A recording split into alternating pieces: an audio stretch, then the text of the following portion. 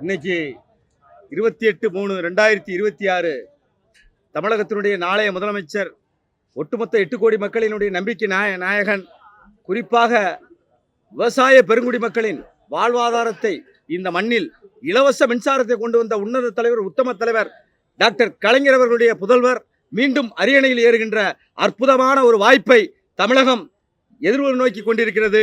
ஒட்டுமொத்த மகளிருக்கு சேவையாற்றக்கூடிய அன்பு அண்ணன், உடன்பிறவா சகோதரனாக இருந்து இன்னைக்கு தமிழக மக்களை காக்கின்ற வல்லமையும் ஆற்றலும் அண்ணன் தளபதிக்குத்தான் இருக்கிறது.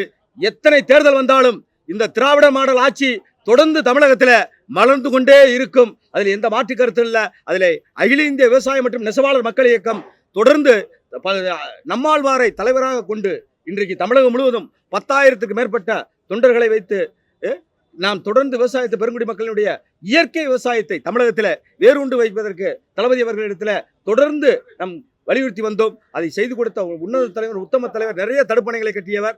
அதனால இந்த நல்ல ஆட்சி தொடர நாம் விவசாய பெருங்குடி மக்கள், 1 கோடி விவசாய பெருங்குடி மக்கள் ஆதரவு தர உங்களை அன்போடு வேண்டுகிறேன். உங்கள் வீட்டு பிள்ளையாய் தம்பி சங்கரபாண்டியன் ஆகிய நான் மனப்பூர்வமாக வெற்றி சின்னம் உதயசூரியனை ஆதரிக்க வேண்டுமாய் மீண்டும் தமிழகத்தில் தளபதி முதலமைச்சராக காலம் மலர்ந்து விட்டது. நன்றி, வணக்கம்.